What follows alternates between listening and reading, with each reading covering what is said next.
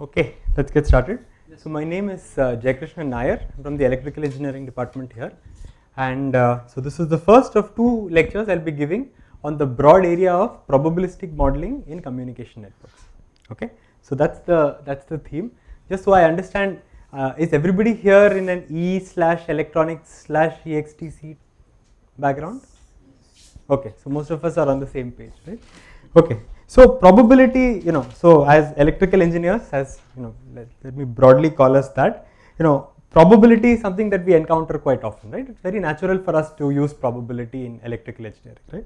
Very broadly, probability theory is used whenever we want to capture any system behavior which is inherently uncertain, right? Where the behavior cannot be described in deterministic terms, the mathematical tool that we use is probability theory, right? And as electrical engineers, we use probability theory, for example, to capture noise in circuits, noise over channel transmissions, for example.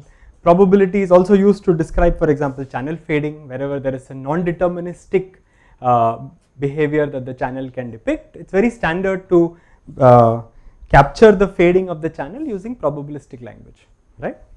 So today and in this class and the next, my objective will be to try and give some feel for the use of probability theory in a manner that is in context that is somewhat non-standard from an EE curriculum point of view. Okay, namely this will be in the analysis and design of communication networks. So in particular, the kind of randomness we want to capture is the randomness in terms of arrival process, right? The arrival stream into a queue on a wireless router, for example, is inherently random. So what is the impact? How do you capture that randomness? What is the impact of that randomness? How do you capture congestion, right? We are all used to seeing congestion, right? Sometimes your internet connection is super slow, sometimes it's very fast, right? Sometimes you get through to a call center agent immediately, sometimes you have to wait for a long time before you get connected, right? So we want to understand phenomena like congestion and random arrivals in the context of communication networks, right? So that is my, that is going to be my objective in this class and the next. So very specifically, we will actually cover three systems.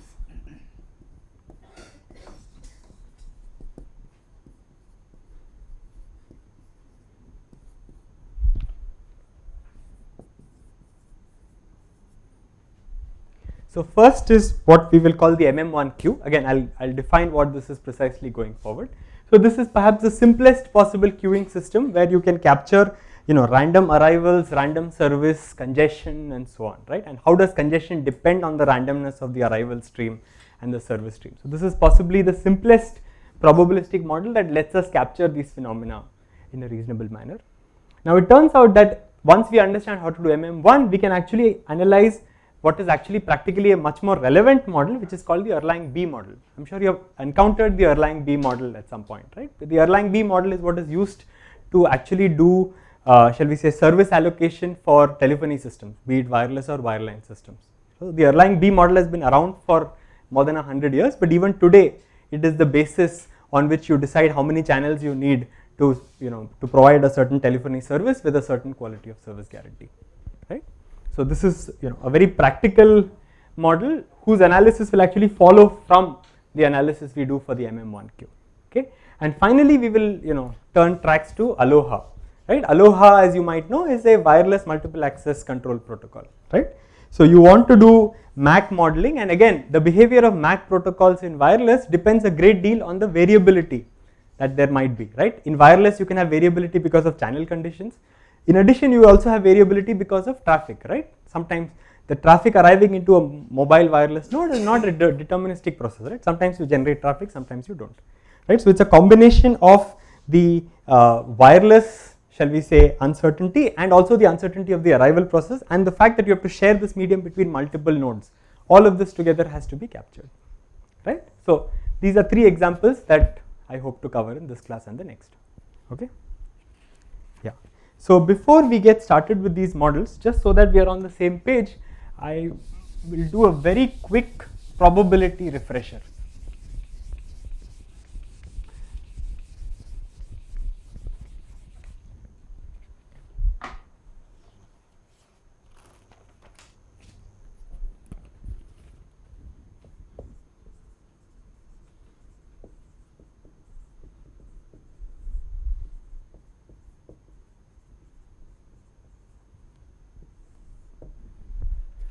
Okay.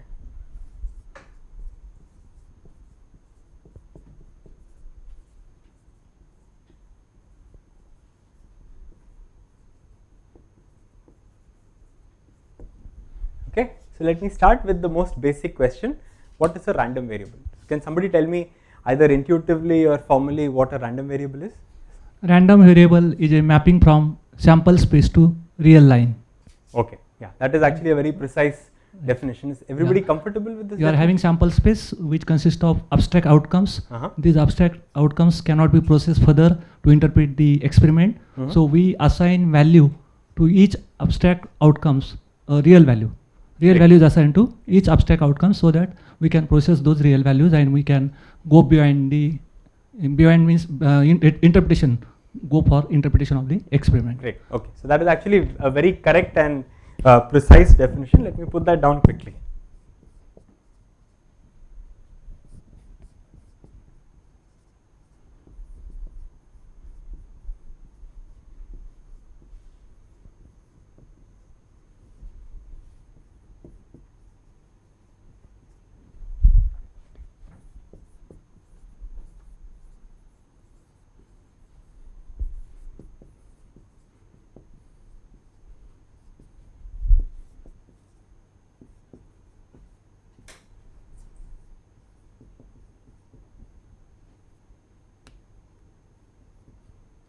Right? This is just in slightly different words exactly what was just said. So a random variable, it turns out, is a function. Okay, it's a function that maps the various outcomes of a random experiment to real numbers. Okay, so let's understand what this means by taking an example. So note that there are actually a couple of things that you should understand. Firstly, a random variable is a function. Okay, and as we will see very shortly, the name itself is a misnomer. A random variable is neither random nor is it a variable. Okay, it's we call it that for historical reasons, but what it is a function, and it's a deterministic function. Okay, and we have this concept of a random experiment, right? So this is an experiment that we perform which has a set of possible outcomes. Each time you perform the experiment, you don't know in advance what the outcome is going to be, right? Like think of it as the generalization of tossing a coin, right? So the goddess of chance, if you will, picks out one outcome out of this set and presents it to you each time you do this experiment. Okay, so let us do the entire construction of a random variable and a probability space through a very simple example. Okay.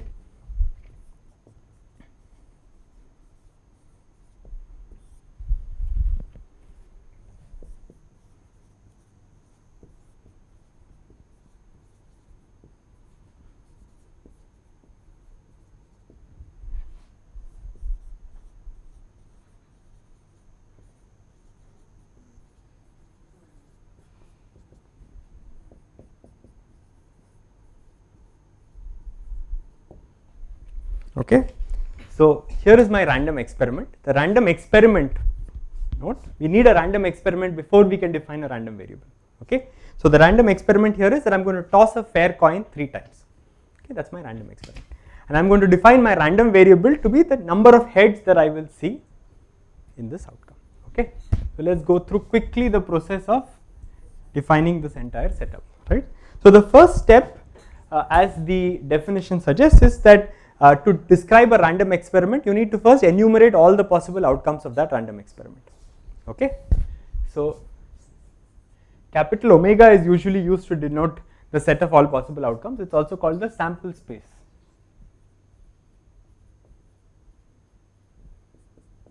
So how many outcomes does this random experiment have? 8, right?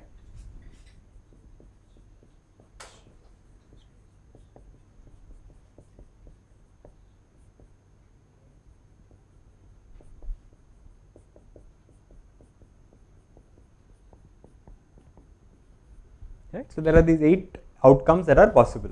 Right? So every time you run your random experiment, the way to think about this is that there is the goddess of chance that picks one of these 8 outcomes and gives it to you. You don't know in advance what that outcome is going to be. Okay. Now the next thing to do, it turns out, is to actually assign a probability to each of these outcomes.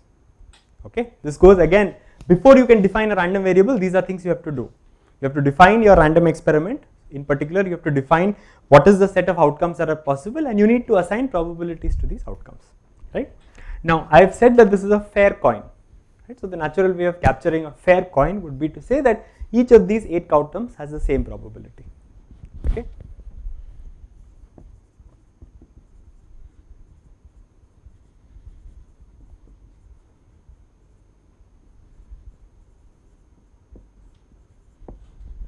Right. So I give each outcome a probability 1 by 8. So let me call this is step 1, this is step 2. So together steps 1 and 2 have defined a probability space.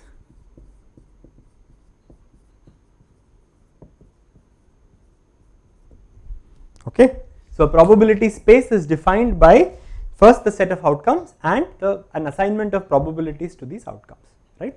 Now in this case life is very simple because we just have a finite number of outcomes.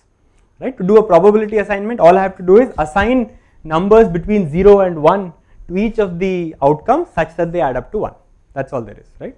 Now life becomes a little more complicated if you had, let's say, an infinite number of outcomes to work with.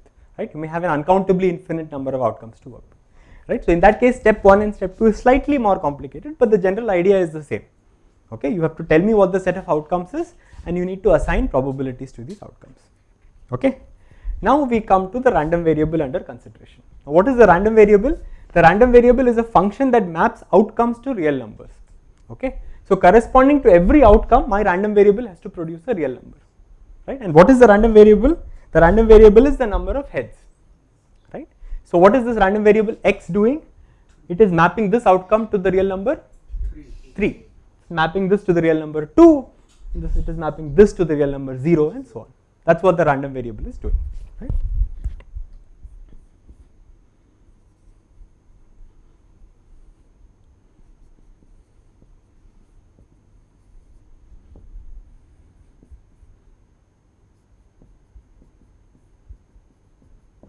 And so on. Corresponding to every outcome, I have now mapped that to a real number. Right. So the random variable itself is a deterministic function. Right.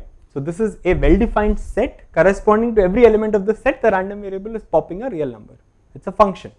Right. So the only randomness in probability theory comes from the choice of the outcome. Every time you run the experiment, some god is picking an outcome and giving it to you. Right. That is the only source of randomness. The random variable itself is not random. It's a deterministic function. Right. Of the function is random. Yes. Argument of the function is random. The argument of the function, yes, that comes from God. Okay, or whatever. Right.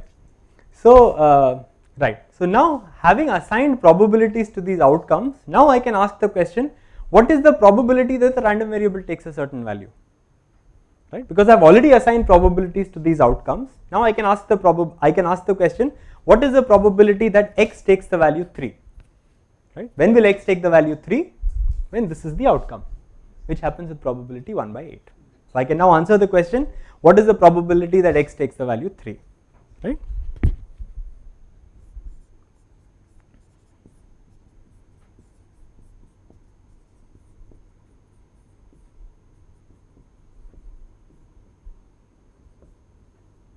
Right, and you can see that the probability that x takes the value 3 is 1 by 8, right? And probability that x is equal to 3 is also represented by this. So p subscript x, so I am subscripting the random variable. The argument of this is basically the value whose probability I am interested in this. This is just shorthand for this. Okay. So now what are the different values that x can take? 3, 2, 1 and 0, right? So I can actually compute all of these numbers. What is this probability? Right. So it's actually the probability corresponding to any of 3 outcomes appearing. Right. So each of these outcomes has probability 1 by 8. So the aggregate probability of those 3 outcomes is 3 by 8. Right. Similarly, px of 1 is equal to also 3 by 8, and px of 0 is 1 by 8. Right. So if I know the function px, I know the probability that the probability of the random variable taking different values. So this entire function defines what is called the distribution of x. Okay, so if I know what the probabilities of x taking different values, all the possible values that it can take, then I say that I know the distribution of x. Okay, yeah. So let's now introduce a small additional random variable to this setup.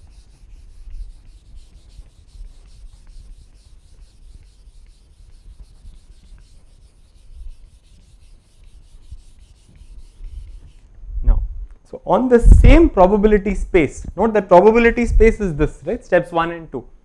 I can define any number of random variables on this probability space, right? So nothing stops me from defining another random variable y, which is the number of tails, right? X was the number of heads, I can define y to be the number of tails, right?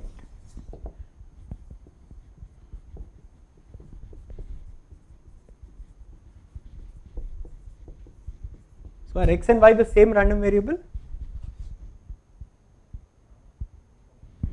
No, they are not the same random variable, right? What is a random variable?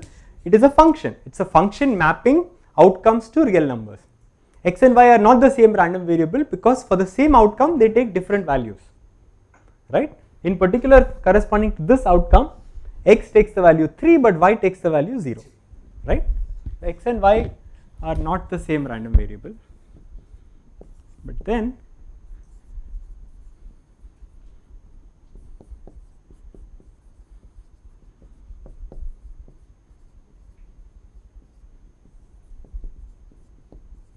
do x and y have the same distribution?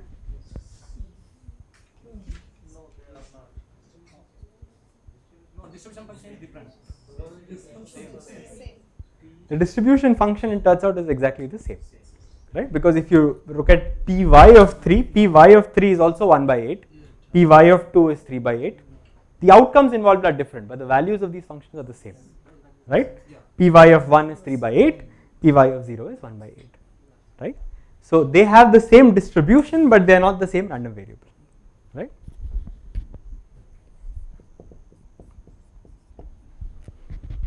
Okay, any questions so far? Just a basic example on the setting up of a probability space. Okay.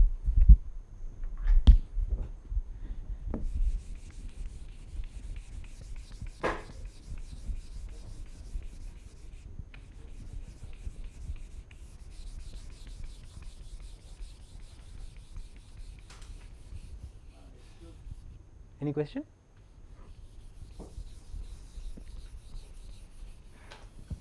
Actually, these variables Okay. which are taking place, they can take place before the conduct of the experiment. No. After the conduct of the experiment, only one event will take place. Sure. Either HH, or Sure. HTT, any one of the events will take place. Right. So let us suppose that HH is taking place after the conduct of the experiment, Okay. and then we will be able to assign a real number of 3 to this event. Sure. So whether this real number 3 will be a random variable? Oh, absolutely. So what is a random variable? So you can think of a random variable as every time you run the experiment, you will get a real Or it number. will be treated as a constant? No, it's a real number. So every time you run the, sorry, it's a random variable. Every time you run the experiment, you will get a different number. Because outcome is different. Well, right. So yeah, so it's a random variable. Every time you run the experiment, it is popping out a different number, potentially different number. That defines a random variable, right? Any function over anything that maps outcomes to a particular real number, that any such function is called a random variable.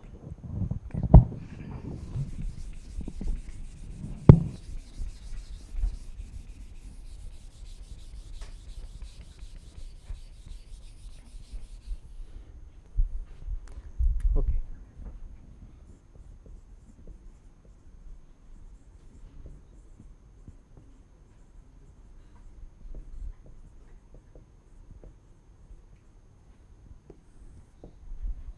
Okay, so broadly there are two types of random variables, discrete and continuous.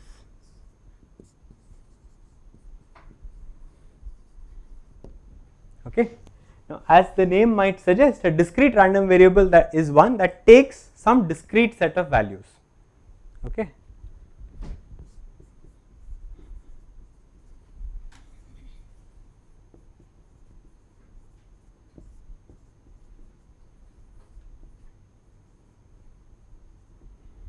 right? More formally, it takes some countable set of values, that it could be finite or it could be countably infinite, either is fine, right? In that case, it would be a discrete random variable. And continuous random variables basically take an uncountable set of values.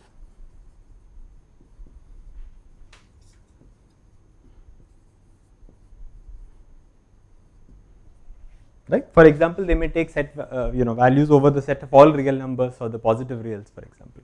Right? We all know the Gaussian random variable, right? So the Gaussian random variable is an example of a continuous random variable, right? Whereas the x and y that we defined just now were both examples of discrete random variables, right? Okay.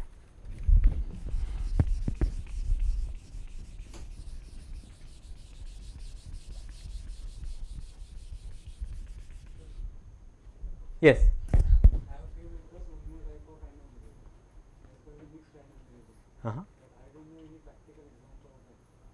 So yes, mixed random variables. So yeah, actually I should be more precise. These are the fundamental types of random variables. You can have random variables which are, shall we say, a combination, a mixture of continuous and discrete random variables, and there are practical places where such random variables can exist, right? So for example, again, I think we'll see examples like this in the lectures itself. Suppose you go to a supermarket or something of that sort, right? And you define a random variable corresponding to the time that you will wait, right? Now there is some probability that you won't wait at all because the counter is just empty when you went in, right? So there is some positive probability corresponding to a zero wait. But beyond 0, it's possible that there is some continuous distribution that describes your waiting time, right? So that waiting time would be neither discrete nor continuous, right? Because there is a mass at 0. There is a positive probability of being 0, but there is also a continuous mass beyond. So that would be a very simple example of a real world scenario where the random variable is actually a mixture. It's a mixture of a continuous and a discrete random variable, right? Okay, so now let's construct 3 very simple examples of random variables.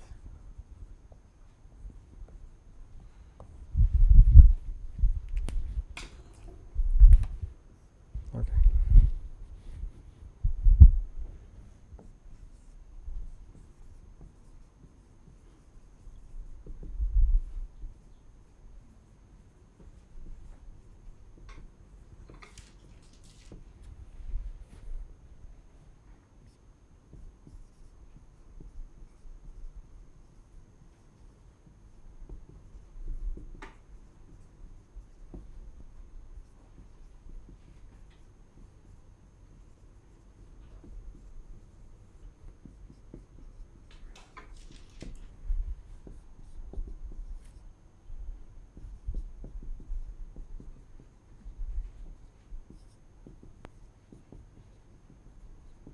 Right. So again, let's look at the simplest possible random variable that you can construct. Okay, this is called the Bernoulli random variable, right?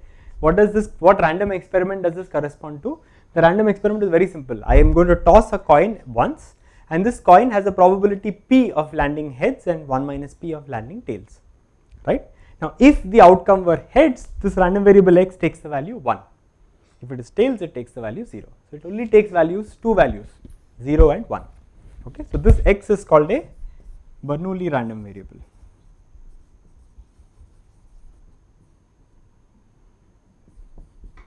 Right? The notation is this: x is Bernoulli with parameter p. Right? So what is the distribution of x? What is the probability that x takes the value 1? P.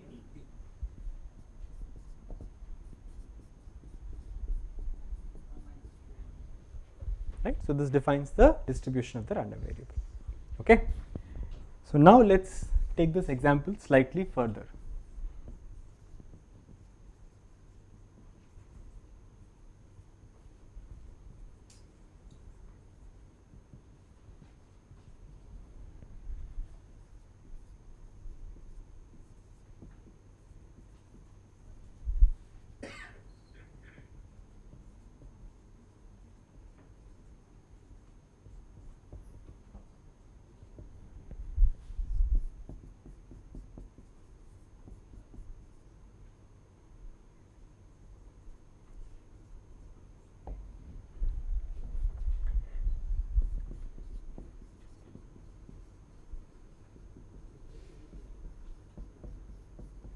right? So we had a biased coin which takes heads with probability p and tails with probability 1 minus p, right? But instead of tossing that coin once, I am going to toss it n times, okay? And let x be the random variable that corresponds to the number of heads that I see, right? That very first example that we took with 3 coin tosses is just a special case of this, right? So that random variable x, which corresponds to the number of heads in n coin tosses, is called a binomial random variable, right? Note that now there are 2 parameters, n and p, the number of tosses and the probability of heads or 1, in each toss, okay? So now let's try and see what the distribution of x is. Now what are the values that x can take? No, what are the values that the random variable x can take? What are the possible values that x can take? Well, n plus 1 values. It can take the value 0, 1, 2, 3, 4 all the way up to n. So there are n plus 1 possible values that x can take, right? So what is the probability that x takes the value k? So that is what you were telling me.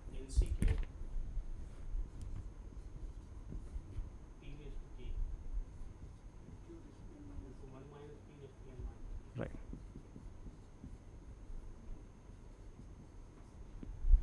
Right. So this is actually the distribution of the binomial random variable, right? And how do you get this? You have n tosses and you want to understand what is the probability of getting k heads, right? Now these k heads can be distributed anywhere out of these n possible tosses, right? So n choose k is basically the number of ways in which you can choose these k positions out of n positions, right? So this many times the probability of any one such pattern, right? Any such pattern involves exactly k heads and n minus k tails, right? So if you look at any particular pattern, right, for example head for the first k slots and then tails all over, right, that pattern will have this probability p raised to k times 1 minus p raised to n minus k, right? But how many such patterns are there? N choose k. So the total probability of all of those patterns is n choose k times the probability per pattern, right? That's the distribution function of the binomial.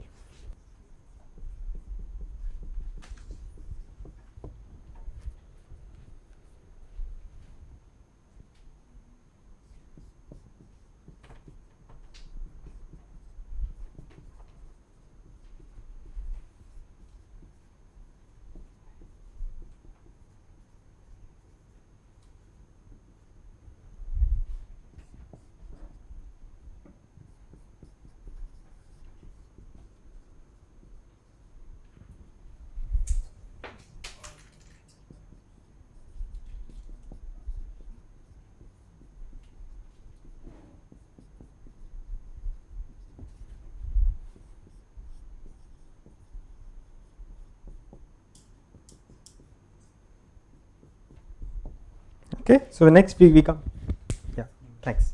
We come to the final example, which is what is called the geometric random variable, right? So this time instead of n tosses, let's consider that there are infinitely many tosses. So there is an infinite sequence of tosses that is your random experiment. Okay, how you might do an infinite sequence of coin tosses is not of consequence here, right? I mean, let's pretend you can do it. This is a mathematical construction, right? And now I define x to be the random variable, which is how many tosses do I have to go through till I see my first heads, right? So you can imagine yourself doing the experiment, right? You keep tossing the coin and you count, okay, how many times did I have to toss the coin till I got my first heads? That's x, okay? Okay, so what are the possible values that x takes?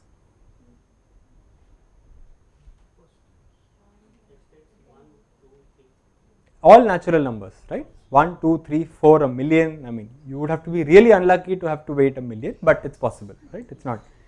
But any natural number is possible, right, for x. So that this random variable is called geometric, and note that it's parameterized by a single parameter p, right, which is the probability of getting heads on each trial, right? So now what is the distribution of x?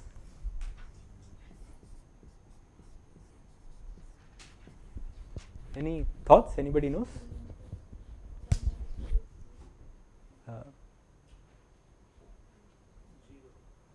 0? No.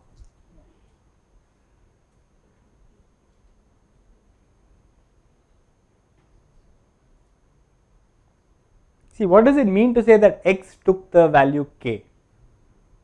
Right, that has a very clear meaning, right? It tells you something very precise about what your first k tosses looked like, right? When would x take the value k? Yes? So 1 plus p square. Right. Yes? Plus p square. Not plus, right? These are independent tosses, right? Be careful about, when you have to add and when you have to multiply probability. Well, not quite, right? See, what does x taking the value k mean? X taking the value k means the first k minus 1 times I got tail. The kth time I got head. That's all I know, right? What happens subsequently in the outcome doesn't matter so far as the value of x is concerned, right? So what is the probability that x takes the value k? It is precisely the probability that the first k minus 1 tosses led to a tail and the kth one led to a heads, right? So what is that probability? As was pointed out, it's just 1 minus p raised to k minus 1 into p, right? So that is the distribution function of the random variable x, right? So note that unlike the previous two examples, here the set of values that x takes is countable, but it's not finite, right? It's a countably infinite set of values that it can take. Okay. So one final concept I'd like to review quickly is expectation.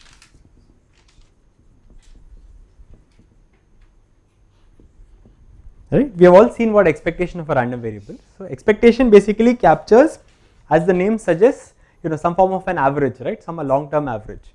Right? Every time I run my random experiment, my random variable takes a particular value. The question is, if I keep running it over and over and over again, what is the average of the values that this random variable takes, right? That is what the expectation is trying to capture, right? So for a discrete random variable x,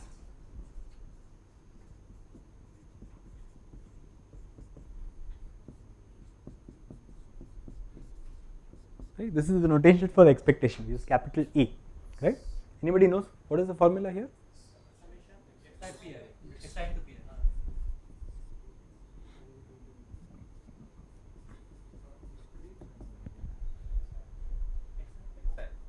Right? So summation over all I that x can take, I times the probability of x taking that value I. No, x can take any value.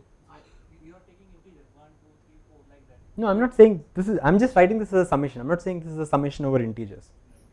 I'm just saying this is a summation over all values that x can take.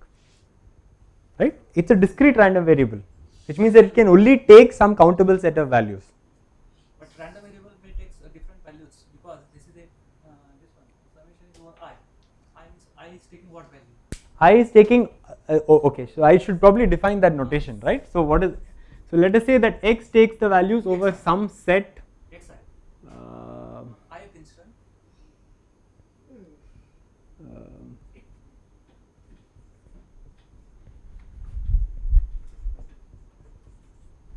Right, so there is some subset of the set of real numbers which defines, this is the set of all values that the random, no, Rx, right, this is the set of all values that x can take, right. So in particular, if x is a Bernoulli random variable, then this so called set Rx is simply the set containing two values 0 and 1, right. If it's a binomial random variable, it is a set that takes the, it contains the value 0, 1, 2, 3, 4 up to n.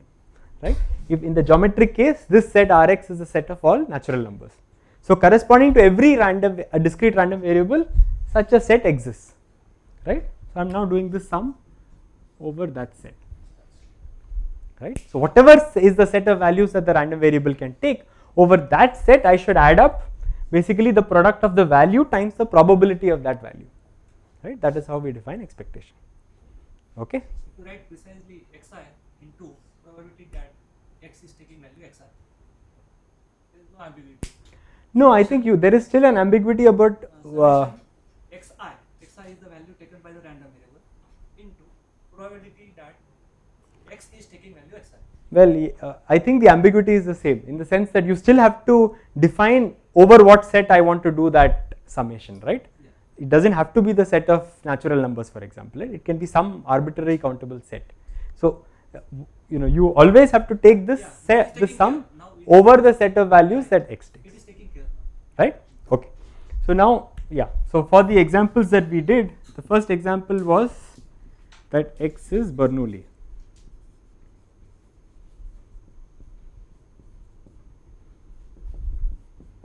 So what is the expectation of x in the Bernoulli case? P. Check. Okay, two values, 0 times 1 minus p plus p times 1. That's just p.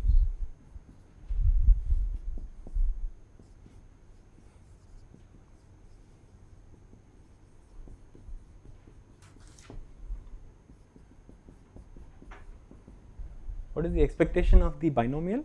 Anybody remember? It is n into p. Okay. Right, and so I won't actually prove this. It's not hard to prove, but it's not trivial either. Okay, there are smarter ways of proving that the expectation of a binomial is np. But if you just blindly apply the formula, right? Because I've told you what the distribution function is. If you blindly apply this formula to that, it takes a little bit of manipulation to prove that the answer is np. Okay, so I invite you to try it out, or I mean, for example, the Wikipedia page of the binomial will have the proof for you. Right? It's not obvious. Is all I'm trying to say.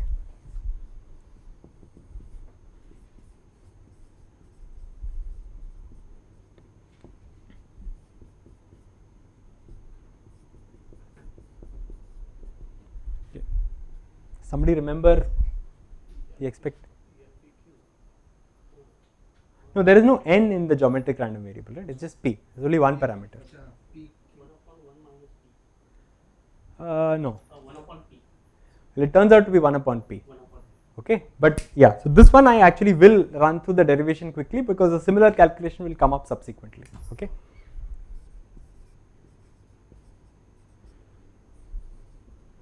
Right, so k greater than equal to 1. So this summation is over the set of all natural numbers.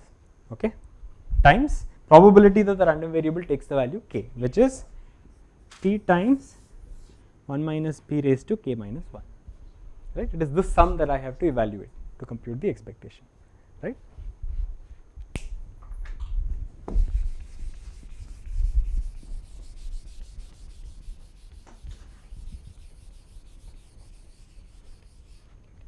Okay, so now I can pull out the p.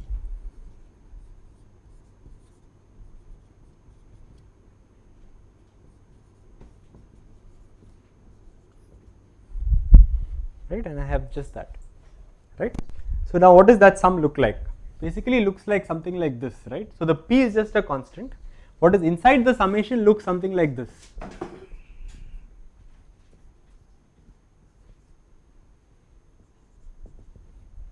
Right, where x is simply 1 minus p in that case.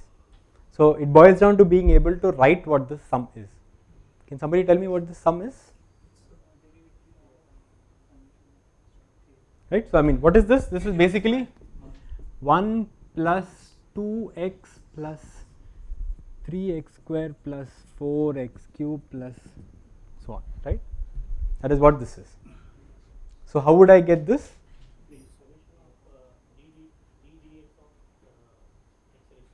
Right, so what I will start, so if I want to get this sum, I will start with something I already know and see if I can use some simple trick to get this answer, right? So let's start with this. Right, consider this infinite sum, 1 plus x square plus x cube plus blah blah blah, right? I mean, all of this is meaningful when x is less than 1, okay? I mean, 1 is trivial, but yeah, so let me pretend that x is less than 1, okay? Right, so what is this sum? 1 divided by 1 minus. This is the standard geometric sum. Yes, 1 upon 1 minus. 1 upon 1 minus x, right? So now all I have to do is differentiate on both sides of this equation with respect to x. That would give me that, right?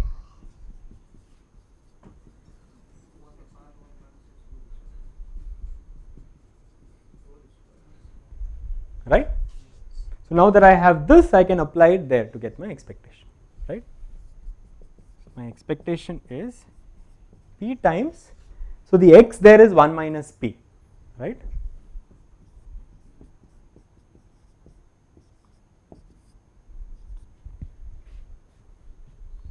right? So the denominator is effectively p square. So therefore, the answer is 1 by p, right?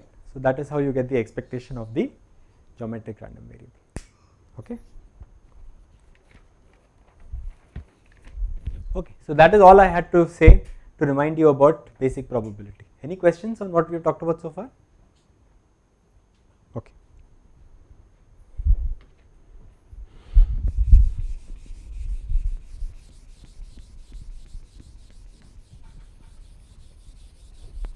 So why you have decided to take these distributions? Generally we start with Gaussian distribution. Exactly. So those are the ones that we are used to encountering. But when it comes to these queuing type applications that we will talk about, these discrete ones are actually more common, right? So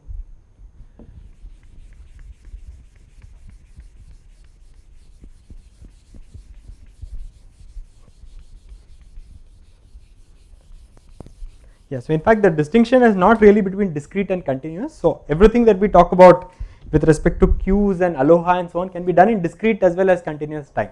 The distinction is about whether the emphasis is on the Gaussian or on the exponential, right? So the geometric random variable, it turns out, is just a discrete version of the exponential random variable. So the question is, which class of random variables is most of the focus on?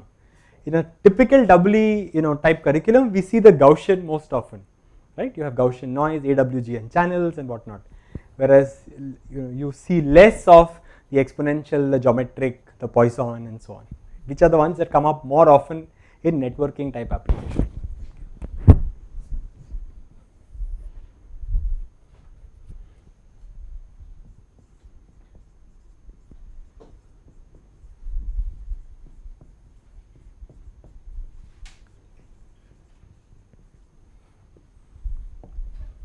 Okay, so now let us start the discussion of the first of the three systems I had mentioned. This is the discrete MM1Q. Okay, we will see later why it is called the MM1Q. Okay, this is something that we will see after having described the system. Okay, so this is, it turns out, possibly the simplest possible queuing system that one can construct.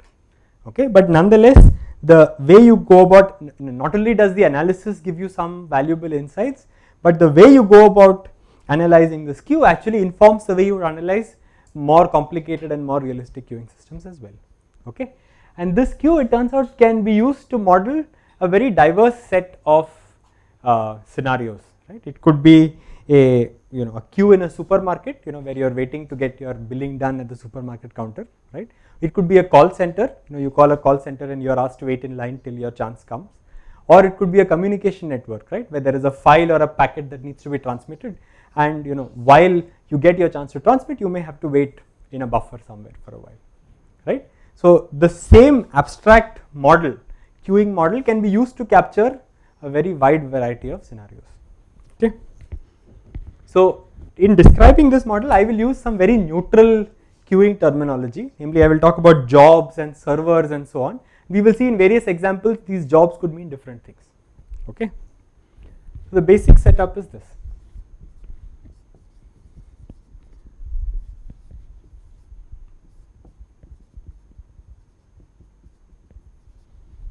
Okay, so you have jobs that come in, so this is the queue. So you have jobs that come in for service. Okay, they are, if there's nothing in the queue, if there's no job that's already in the system, the job directly goes to the server, gets served. Once it finished getting served, it leaves the system.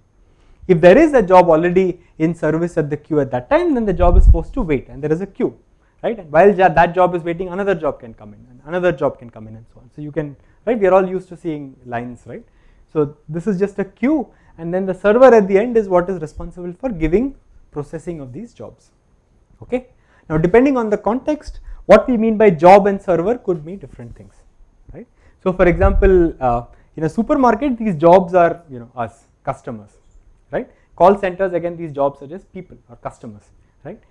In the in a wireless type of setting, you can imagine that these jobs are actually packets or files that need to be transmitted, right? Whereas the server in that case could actually be the link, right? The communication link, which actually needs to serve or transmit those jobs or packets, right? So again, in the call center setup, the server could be a human being, right? It may be a human agent.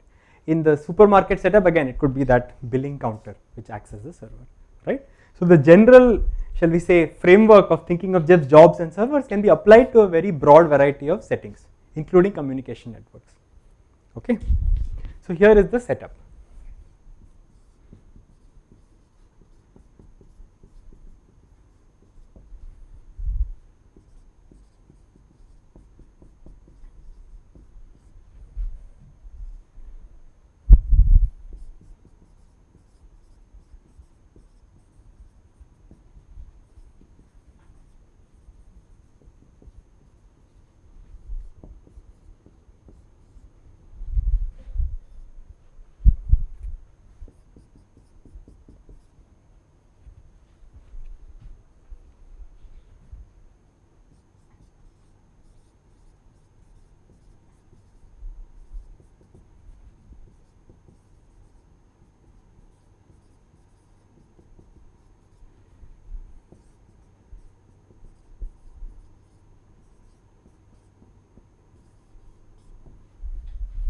Okay, so for simplicity we will look at a discrete time setting. So we are looking at a slotted time system. Okay, there are discrete time slots. Okay, now in each time slot a job arrives into the system with probability p. Right, so the simplest possible arrival sequence. Okay, in every slot only 1 or 0 jobs can come in, and a job will come in with probability p. Okay, we will assume that the service is first come first served. Okay, so you, if somebody else is being served right now, you wait in line, and when the server finishes the job that it's working on, the one that came in earliest starts getting served, right? So first come first served, and then we will also assume that the number of slots that each job requires to get served is random. Okay, so there is randomness both in terms of the arrival process, but also in terms of how much time it takes for a job to get served, right? And even there we'll use the simplest possible model, which is that if there is a job that is currently being served in a slot, at the end of that slot it will complete with probability q. Okay, so if it completes, then it leaves the system, and the next job gets served in the following slot. Okay, setup clear? Okay, so the entire queue is defined by 2 parameters, p and q, right? So p is basically characterizing the arrival process, what is the probability with which a job comes in every slot. Q is, if you will, characterizing the service process. It's telling you what is the probability that after each additional slot of service the job completes. Okay, so the number of slots, remember, in this system that it takes for any job to finish is also random. Fine. Okay.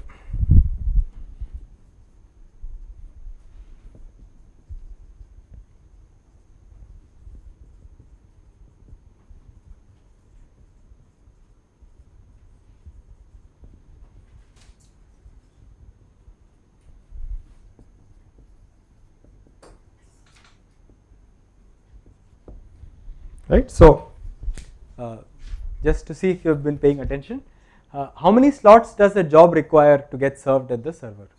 It's clearly a random variable, right? So if you look at any job, it will require some random number of slots to get served. So what type of random variable is that?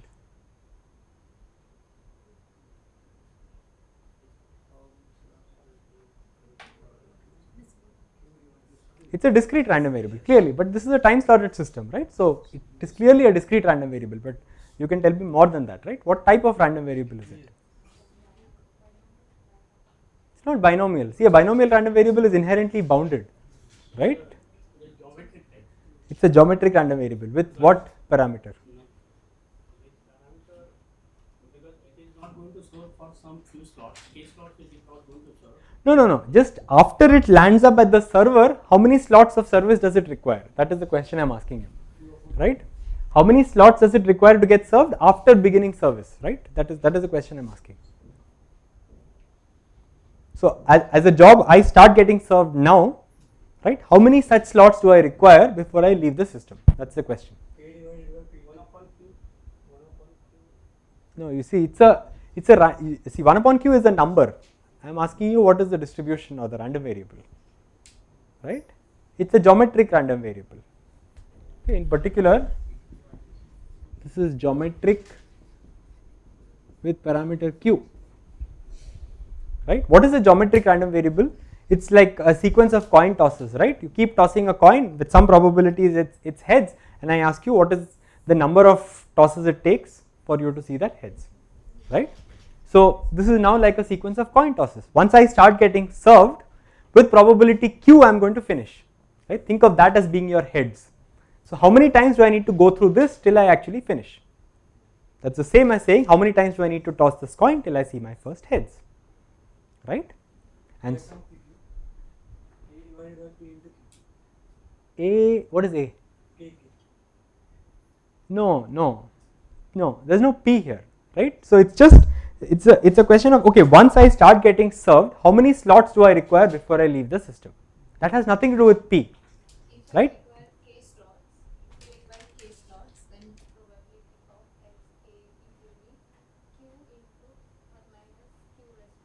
Exactly, 1 minus q raised to k minus 1, right? That's your geometric random variable, right? So think about that, right? It's basically, you know, it's now you can think every slot is like a coin toss, right?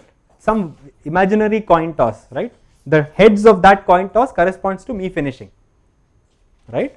And I just keep tossing this coin until I finish or I get my heads, right? So therefore the number of slots I require in order to get served is a geometric random variable, right? So this is what we would call the service time distribution of the queue.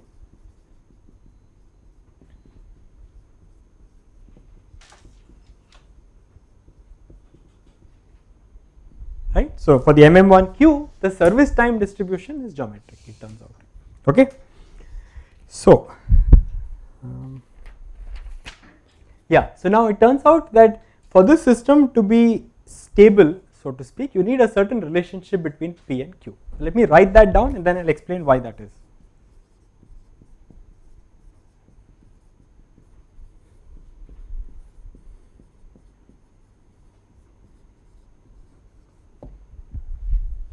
We require for stability that P is actually less than Q.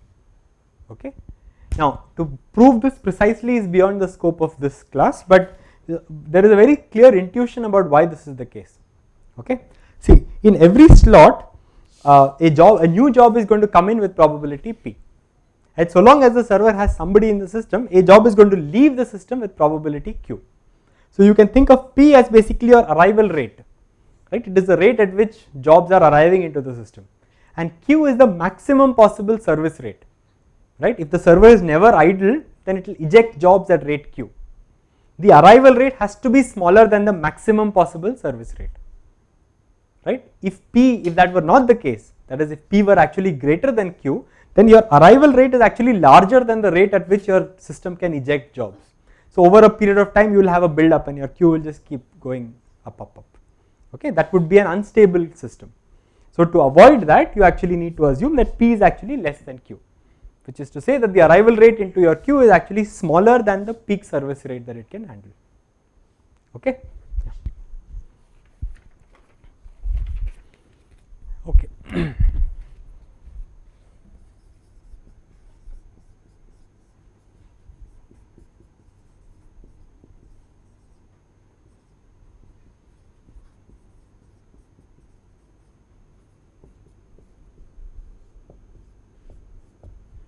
Okay, now we want to analyze this queue, and let me denote n of t to be the total number of jobs in the queue at the end of time slot t. Okay, so when I say total number of jobs, I mean jobs that are waiting in the queue plus jobs that are in service. Right? So if there are 9 jobs in the queue and 1 job in addition being served, then n of t would be 10.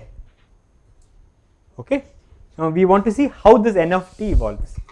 What kind of object is n of t? Is it a random variable? Is it a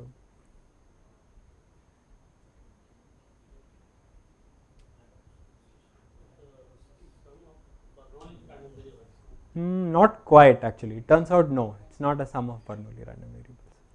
So yeah, it's a good guess, but it turns out it's not. So think about it like this: a sum of Bernoulli random variables can only keep increasing, right?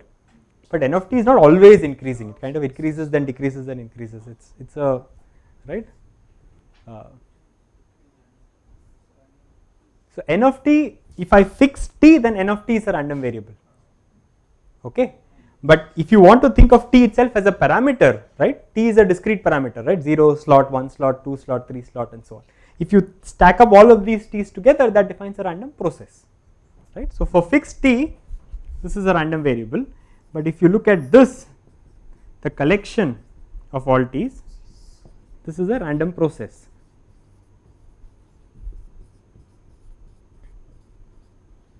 Right, and mathematically a random process is just a collection of random variables, right. Corresponding to every t, n of t is a random variable, right. Across all t, if you kind of stitch them all together, that defines a random process. Okay, and now what we want to do is analyze this random process, right, understand the distribution of, if you will, of this random process. That is what we want to do, right.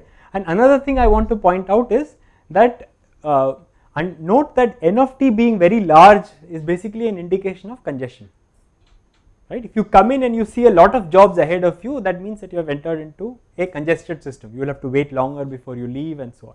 If n of t is very small most of the time, that means that the system is uncongested, right. Most of the time you get served soon after coming in, that is what it means.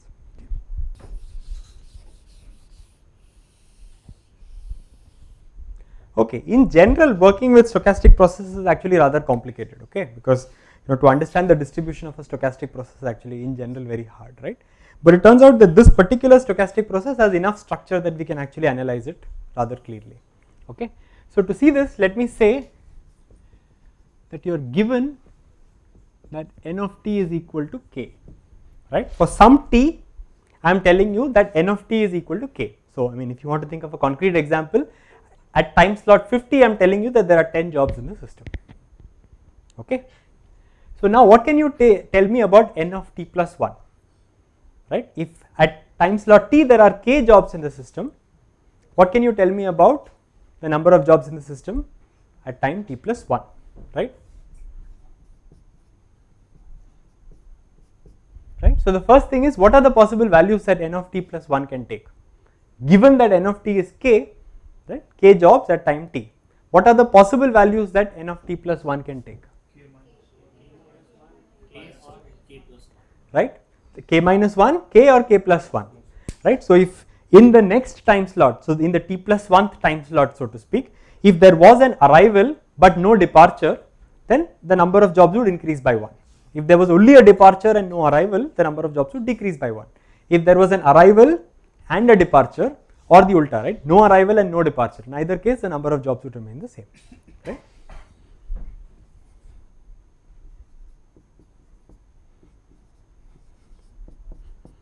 Now can we also say what the probabilities of each of these is? So suppose you are given that n of t is k, what is the probability that n of t plus 1 is k plus 1?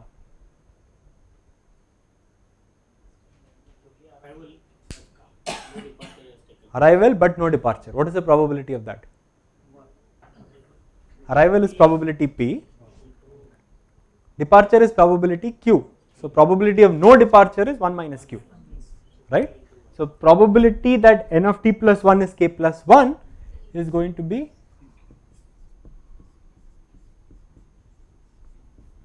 right p times 1 minus q, right. P is the probability of an arrival, 1 minus q is the probability that no departure takes place, right. The job that is currently being served does not complete, so that stays on in the system, right. So arrival plus no departure gives you an increase by 1, right.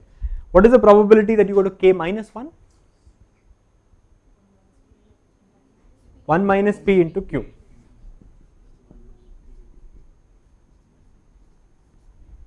right. This is just the opposite configuration, right. There is no arrival but there is a departure, right. So for notational convenience, let me say that this is equal to r, this is equal to s, right. I am just denoting p into 1 minus q to be r and q into 1 minus p to be s, right. So then the probability of remaining at k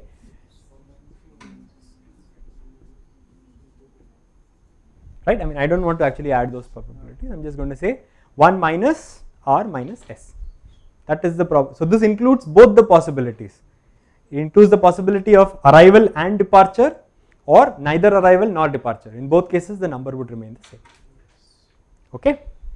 So this tells me how if I give you the state of the system at any time, I can tell you with what probabilistic distribution it is going to evolve over one time step, right? I can say this, right? So usually there is a diagrammatic way of representing this.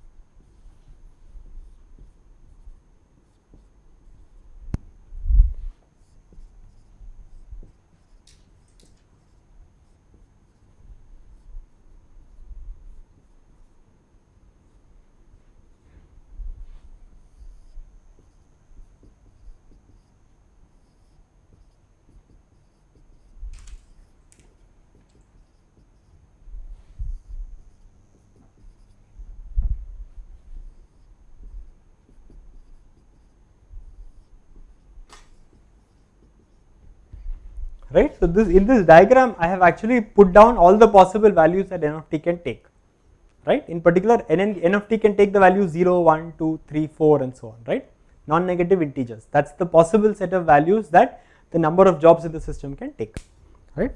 And corresponding to each state, right, I am just using the word state for the different values that n of t can take, right? Corresponding to each state I have marked out what is the probability of the next state, right? So if in particular if n of t is ever 2, then what the way to read this diagram is to say that in the next state, note that there are 3 outgoing arrows from 2.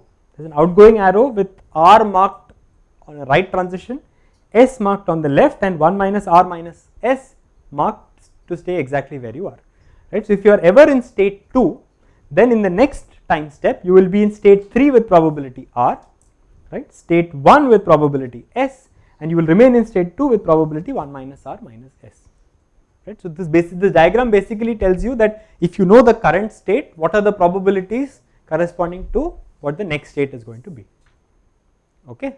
So this diagram is a very standard way of representing it, and it turns out that the class of, shall we say, processes that satisfy this property is called Markov processes.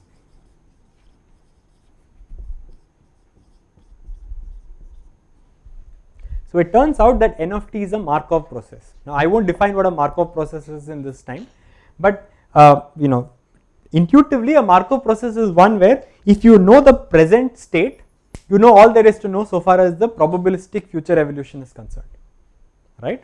So if you know what n of t is, then you know the distribution of n of t plus 1, and in particular that doesn't depend on how you got to n of t, okay? So if I know that n of t is equal to k, then I know what the probabilities are corresponding to n of t plus 1, right? And these probabilities are not influenced by what happened at t minus 1, t minus 2, blah blah blah all the way down to 0, right? It doesn't matter how I got to this state. If I know that currently there are k jobs in the system, I know that with a certain probability it's going to be k plus 1, k minus 1 or k, right? And this is true irrespective of the history of the process, right? So mathematically Markov processes are a class of processes that satisfy this property, that is, given the present, the future is independent of the past, okay? This is a special case of a Markov process, okay? Okay, now let's start working with the distribution. Yes? So can we say that probability of getting k is 1 minus p into 1 minus No, no arrival, no return. but both arrival, both departure also, right? Even that will leave you at k. So this is basically p into q plus 1 minus p into 1 minus q, both arrivals, or I mean arrival and departure, or neither arrival nor departure. Both those possibilities will leave you here, okay?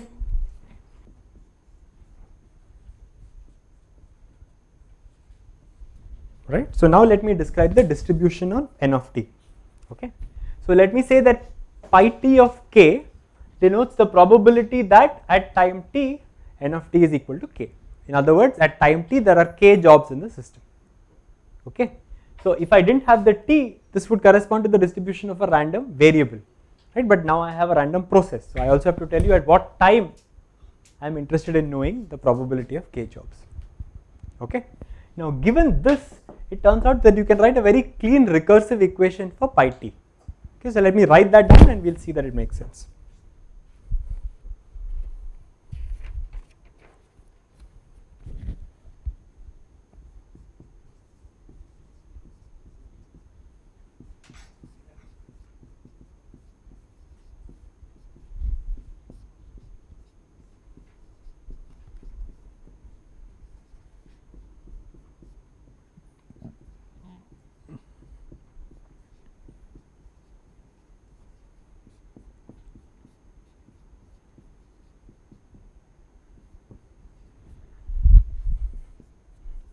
Okay.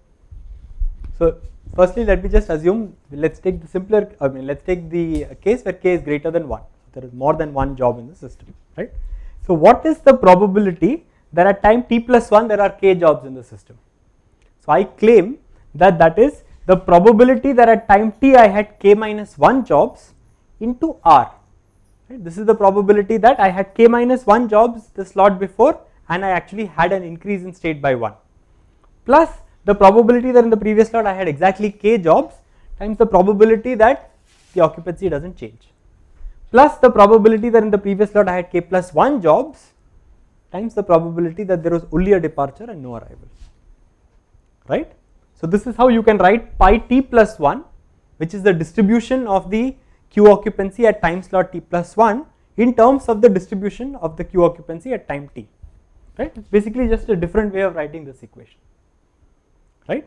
Now why have I written this for k greater than 1, right, because that is the only exception, right. In any state, in any positive state here, you can get there from the previous state, from the next state, or from there itself, right. So you can get to 1 from 2, 0 or 1, exception is 0, right. You can get to 0 only from 0 or 1, right, because there is no minus 1 in this state, right. So I have to write pi 0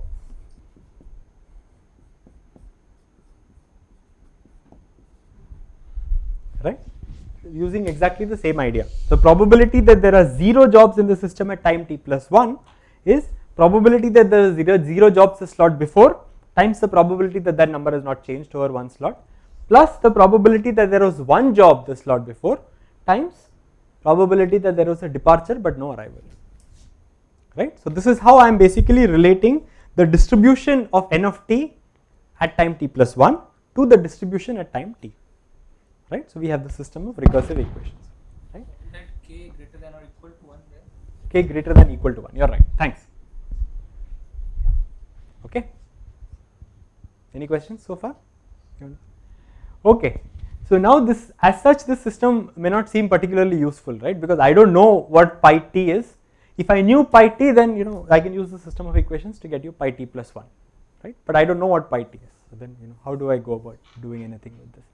So it turns out that there is a very clean theory of Markov processes that tells you that if you look at the distribution of the q occupancy at time t, as t becomes large, this will approach a certain steady state. Okay. So there is theory that tells you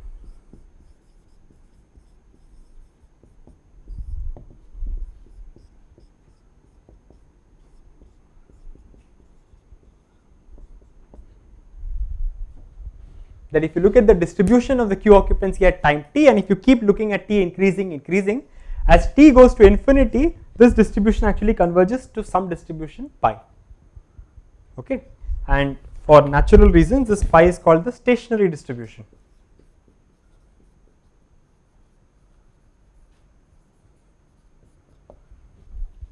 right, because it does not depend on time, right. So you have your distribution that depends on time, but gradually that time dependence is being washed out, right. So that asymptotically, as time goes to infinity, you approach a regime where the distribution remains invariant to time, okay.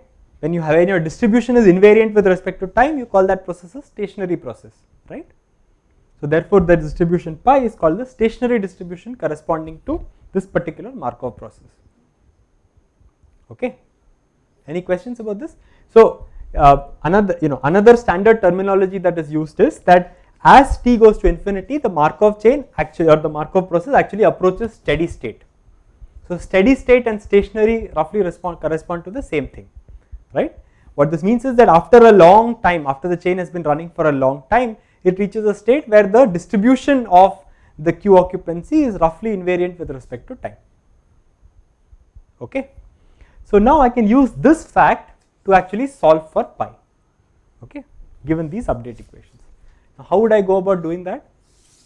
Now if you take the limit as t goes to infinity, this will approach pi k, right? If as t goes to infinity, pi t plus 1 of k will approach pi k. What will this approach?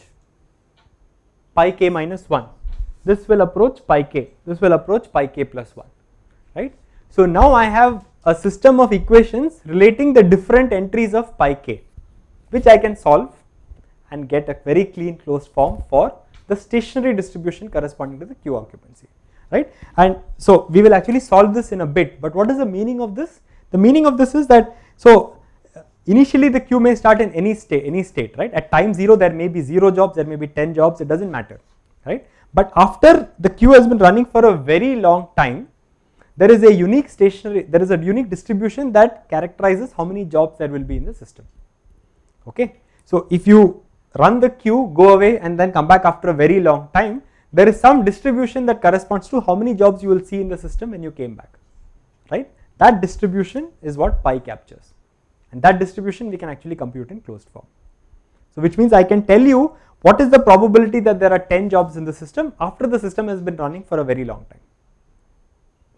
This will depend on what value of P and what value of Q. Of course, P and Q are system parameters, right? So pi will depend on P and Q. On the condition that P should be always less than Q. So these are two constants that I am defining before. That's part of the system definition. So P is less than Q, that's an assumption that's made right from the start. So these are two numbers that are ordered in that particular manner, right? So obviously this pi will depend on P and Q. Okay, everybody understand what we mean by the stationary distribution? What is this? So I don't want to actually describe the distribution of the entire process because that's a time varying distribution. I don't want to get into that. I instead look at a regime where the system has been running for a very long time. It turns out there is a single distribution that actually characterizes what the queue occupancy is going to be at that, in steady state. Once I know that, that's reasonable for most practical purposes. Tells you that once the system has been running for long enough, that tells me what is the probability that there are 10 jobs in the system, what is the probability there are 20, there are 50 and so on. Okay. So now let's go about trying and compute pi. But can we find out that after how much time that system will come to the steady state that we cannot? It's not. It's a no. So okay, it's like this.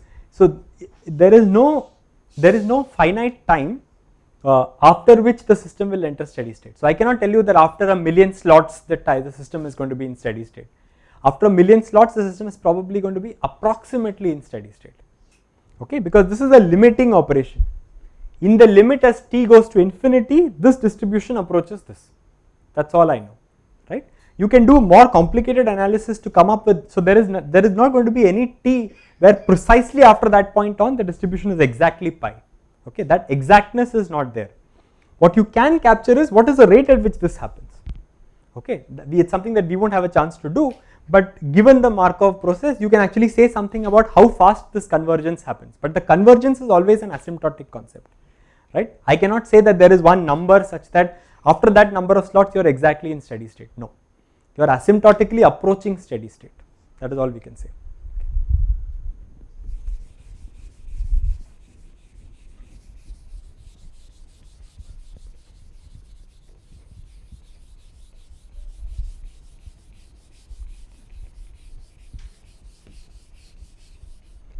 Okay, so now I want to solve the system of equations for pi.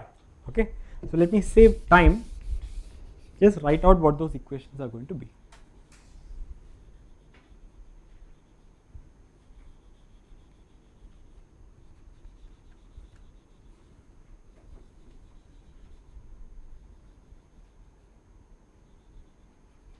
Right?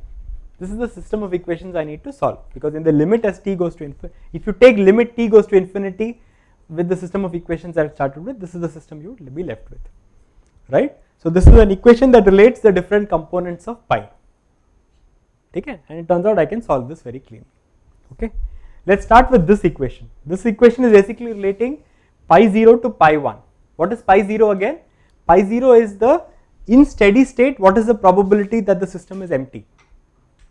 Right? What is pi 1? In steady state, what is the probability that there is one job in the system?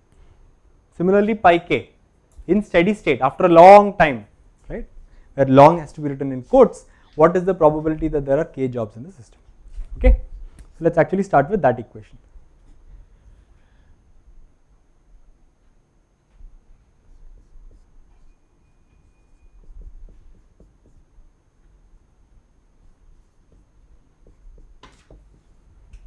Right, so the pi 0, if I open this bracket up, there is a pi 0 minus r times pi 0, so that cancels out. I am actually left with this. Okay, that tells me that pi 1 is r by s times pi 0. Okay, so now let me look at this equation for k is equal to 1. Okay, what is that? Pi 1 is equal to pi 0 times r plus pi 1 times 1 minus r minus s plus pi 2 times s. Right. So, this is an equation, a linear equation involving pi 0, pi 1, pi 2. Right. Now, I know pi 1 in terms of pi 0. So, if I substitute that pi 1 here, I will get pi 2 in terms of pi 0, right. So, this r by s, let me just call it rho for simplicity. Okay. Let us keep it like this for a minute. Okay. So, r by s times pi 0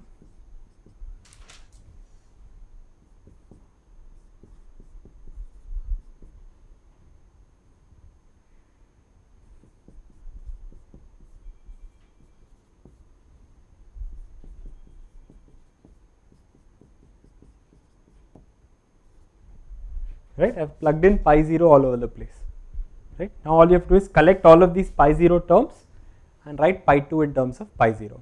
Okay. That bit of algebra I leave to you, and I leave it to you to show that pi 2 is actually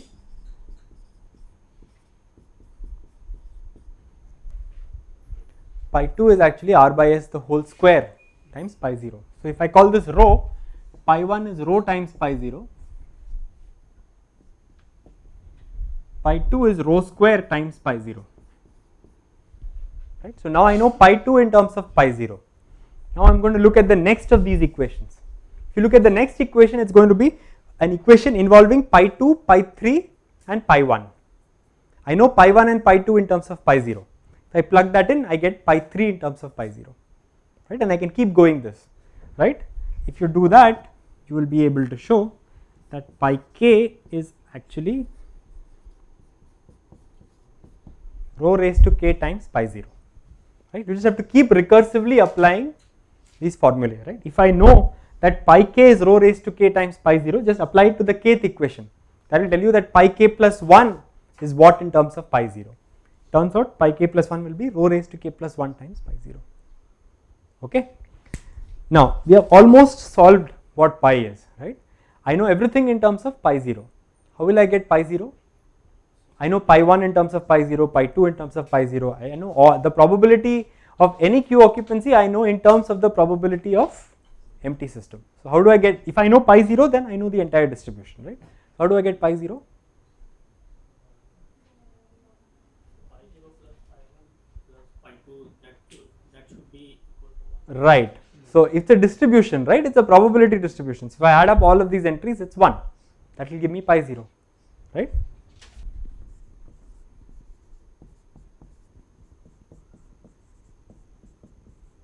This is what I want to use.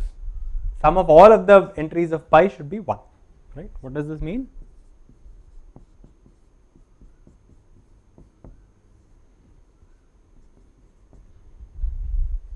Right. So, the pi 0 pulls out common. So, what is this? This is just pi 0 times 1 plus rho square plus blah blah blah all the way to infinitely many such terms. What is this sum? 1 upon 1 minus Okay. For this sum to be 1 upon 1 minus rho, what condition do you need on rho? S should be greater than R. Rho should be yeah, rho has to be less than 1, right? Now why is rho less than 1? No, so actually it goes back to the assumption that we made. So rho less than 1 is the same as saying that r is less than s. Okay. Now what is r? P into 1 minus q less than q into 1 minus p. Right? If you expand this out, you will see this is p minus pq is less than q minus pq. Right? So what is this equivalent to? We have already assumed that. Right? So since p is less than q, indeed it turns out that rho is less than 1. So there is actually a clean distribution to be obtained from this process. Right? So now what does this tell me? That pi 0 is 1 minus rho. Right? And since I know pi 0, I know all the pi's.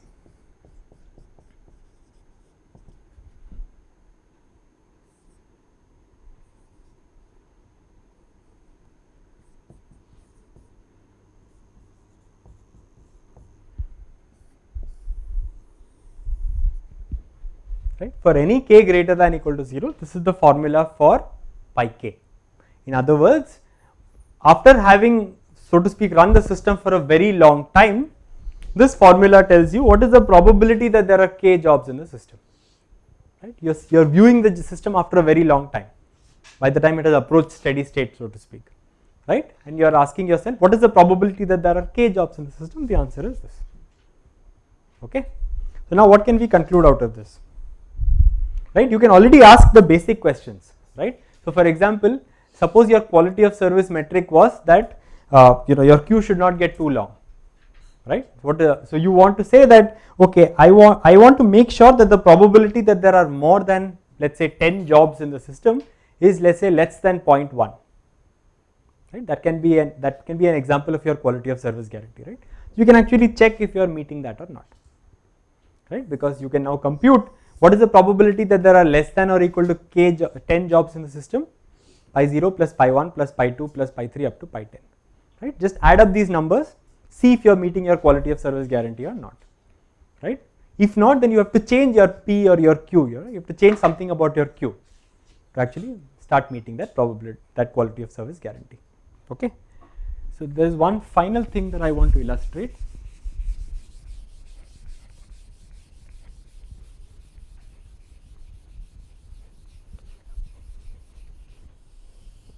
And that is, I want to ask, what is the average number of customers I will see in the system after an infinite amount of time? So, or in steady state, what is the average number of jobs in the system?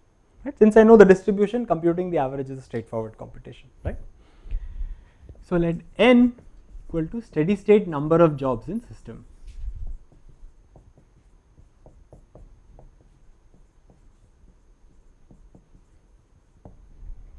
Right. So what is the expected value of n? Simply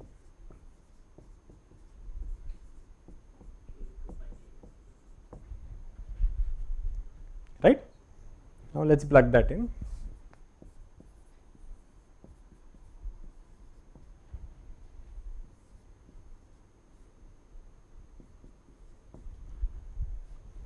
Okay. Now it doesn't take much to actually convert this to something that's very familiar from what we have seen before, right? So note that k equals 0 doesn't matter because that term is just going to be 0, right? So I might as well write k greater than equal to 1, and let me pull out 1 minus rho times rho. Okay.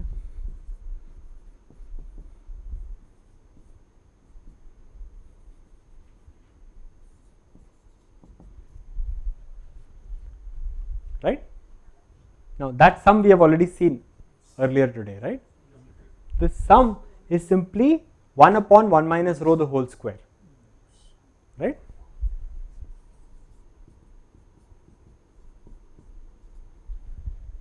Right? So this overall sum now becomes rho upon 1 minus rho.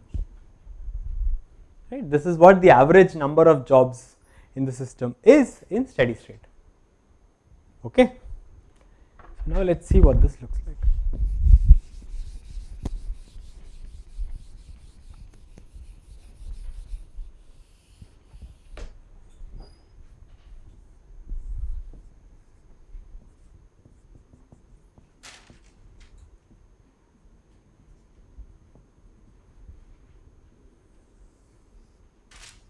So yeah, convince yourself that as a function of rho, the average number in the system is actually a curve that looks like this. This kink is my bad drawing, just something like this, right? It's a convex function which is 0 at 0 and actually approaches infinity as rho approaches 1, right? Because there's a 1 minus rho in the denominator here.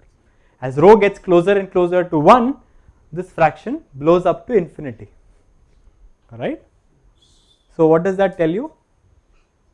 See, the larger the value of rho is, intuitively the more congested the system is, right? Because what is rho after all? Rho is basically R by S, right?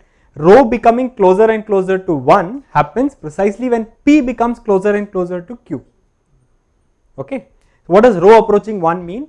Rho approaches 1 means that P is approaching Q, right? So the arrival rate is actually approaching the maximum possible service rate of the system. And what this tells us is that as the arrival rate approaches the service rate, even though it is smaller, right, it's just getting closer and closer from the left. But as the arrival rate approaches the service rate of the system, the number in the system on average blows up to infinity, right? So your system becomes super congested, right? P and Q can both be small numbers, right? So P can be 0.5, Q could be 0.6, right? There's only half probability of a customer coming in every slot, right? And this is a stable system, right? But in steady state, the number of jobs in the system is going to be super large, right? And in particular, as P becomes closer and closer to Q, the average number in the system blows up to infinity, right? So, and this is something that is actually very standard in queuing systems, right? As your arrival rate starts getting closer and closer to your service rate, your quality of service parameters blow up. So the average response time in your queue, the number in your queue, all of these things blow up to infinity, right? So you have to operate at a moderate enough rho if you have to get a reasonable quality of service in your system, okay? And another thing I want to highlight is that note that this blow up, right, expected number in the system could be as high as you want, right? You can construct a stable system, you know, with expected value of n being as large as you want, a million, a billion, whatever you like, right? And why is this happening? I claim this is happening because of variability. Variability is the cause of congestion in your queuing system, right? If your arrivals were like perfectly deterministic, right? In every slot there is an arrival, every job requires exactly every one slot to get out, right? That's a, you know, you can think of that as P equals Q equals 1, if you will, right? There's no queuing that's happening there, right? It's very, very precise, right? So if you have, or you can imagine that, you know, you have a bucket with like a hole in the bottom, right? And, you know, the hole is such that, you know, the rate at which water can flow out of the bucket is something. Now that rate is actually larger than the rate at which you're pouring water into the bucket. So long as that's the case, your bucket will always be empty, okay? So that's an example of that's an analogy where there is no randomness there, right? Your arrival your arrival sequence is very random, your departure sequence is your arrival sequence is very deterministic, your departure sequence is very deterministic. You don't have congestion in such a system. You have congestion precisely because of randomness, right? There is a probability that several jobs come back to back. There is a probability that several back-to-back jobs have very large response times, as a result of which your queue builds up, right? So it is variability both in your arrival stream as well as in your, shall we say, service process. That combined variability is what is actually leading to this blow up, okay? So with that I'll stop. The next time we meet, we'll talk about Erlang B.